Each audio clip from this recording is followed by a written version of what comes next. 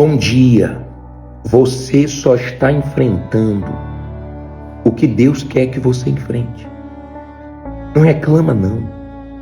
Não seja fraco, não. Venha o que vier essa semana, Deus é com você. A fé é um firme fundamento. Estava lendo aqui agora. Das coisas que se esperam. E a prova das coisas que não se veem. Hebreus 11:1.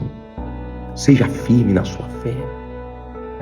Deus permite que você enfrente lutas para o seu bem. Vá em frente. Deus é com você. Tenha uma semana abençoada. Não mostre fraqueza, não. Deus é contigo. O que vier pela frente, Ele vai te ajudar a vencer. Se anima, se encoraja. Vai dar tudo certo. Até a próxima.